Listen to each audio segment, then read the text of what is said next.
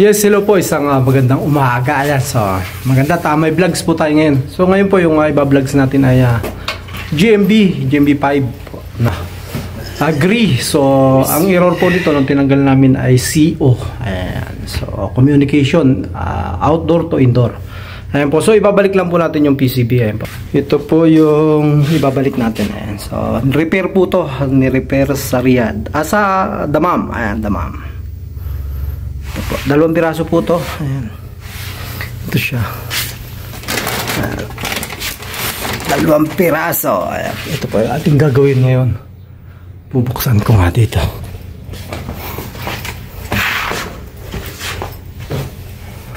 Ayan siya. Hirap yung tayo pagka ganito. Butig may dalawang ladder yung may-ari. Ayan siya. Bubuksan natin. Akit na naman. Akit.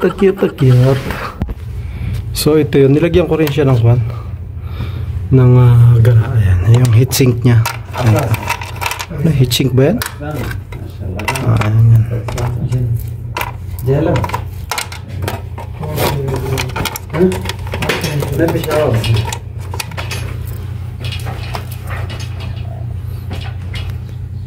So ayan na, nakabit na natin yung ating kwan. So dapat mailagбalik nyo talaga lahat ng tama. Ayan siya. So nakabit na natin yung ating driver at power na lang ilalagay. Si Karaba Sajid ha. Ayan. So kakabit na ni Sajid yung Karaba niya. Yung power.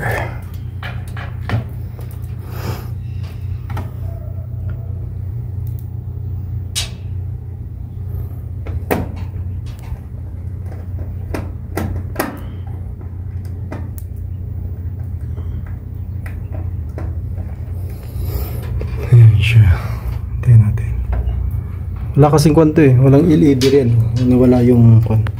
Ito yung problema niya. Walang binabatong out para lumabas, para pumasok dito sa main board. Walang 24 volts. 24 volts kasi yung magpapagana dito sa main board eh. So ito lahat yung may problema. CO. Ito yan. Kasi tumitigil dito. Walang binabato.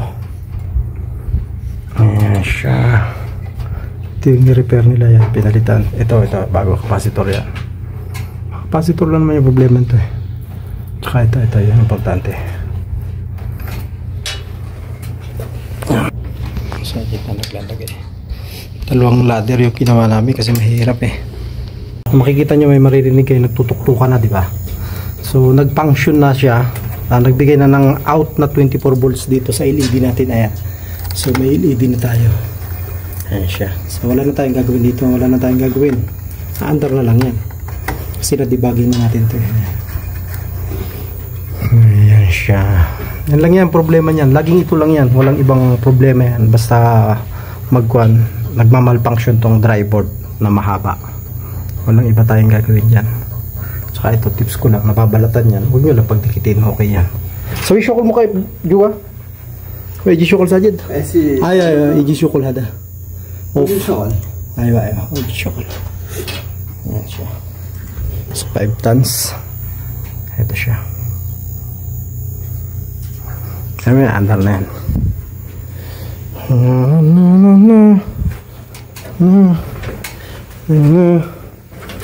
Yan.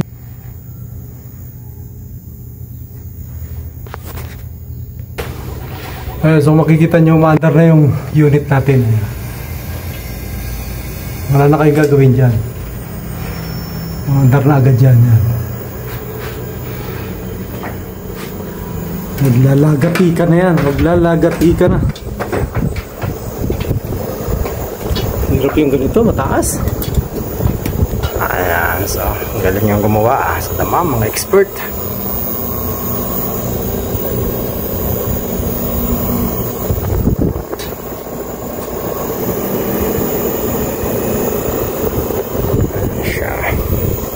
Diba?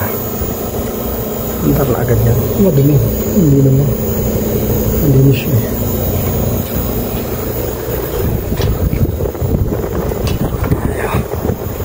Okay. Ayan, so sinasarado na ni Sajid. Tapos na tayo dyan. Good. Galing ang bumanat ng PCB. Tayo pa tayo isa. Ito siya. Tirahin pa natin to. Puro balik lang tayo. Ako rin yung pull out nito eh. Hindi ko lang binlags. Kasi nandito yung may-ari. Ngayon wala yung may-ari. Alis lang yun nandito tayo.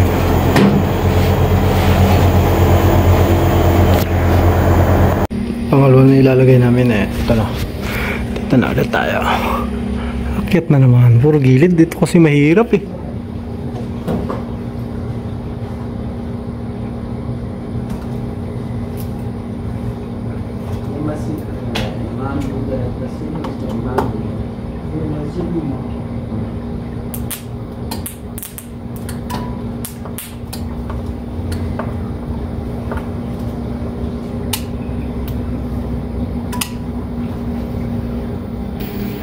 Ayan, so okay yan.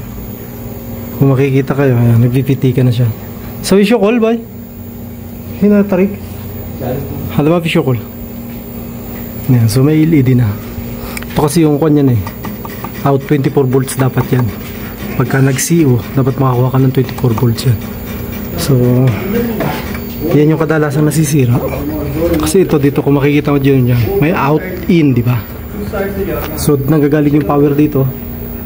Ha? Aywa, so tahad.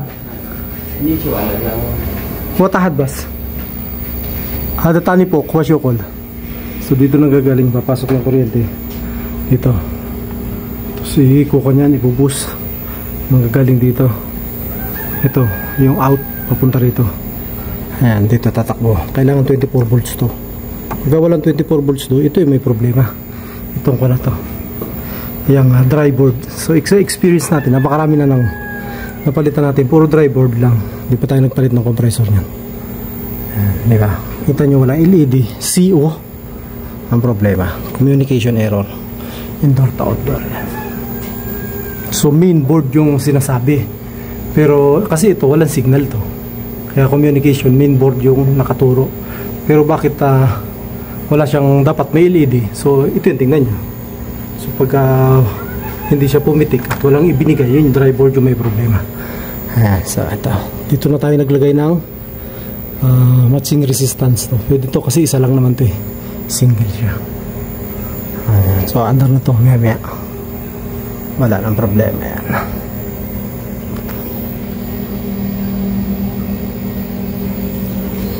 GMB, ang mahal na repair niya. Sajid? Light din haba? Halp? Kamsamiya, sala. Mura. 500 lang pala yun. Pagkawa.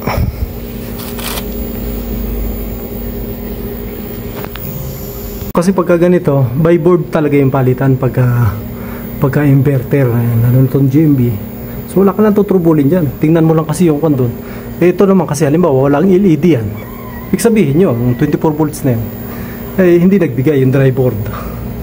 Naka-off. Pagka AC off, dapat 0-0 yan. Pero ayan, mantar na.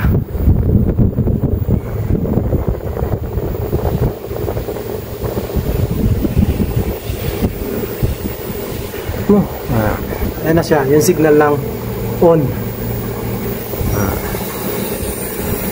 Pagka ganito, wala nang preheating to kasi umandar na to dati eh. Ayan. Ito, lamig agad oh. Welda na naman tayo. Ayan. Tapos na naman tayo. Lamig. Ganda lumamig nito kasi yung PCB lang, yung drive yung madalas nasisira. Pag bago, naka 2 years ka. 3 years, sisira na siya. Welda na naman tayo ha. GMB. Sarada natin.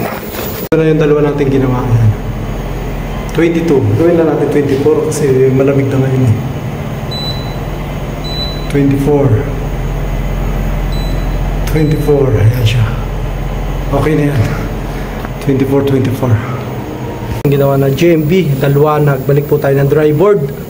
Ang error ay CO, ayan, communication. Indoor to outdoor communication. So yun po yun. Dry board yung may problema. Maraming salamat po at thank you.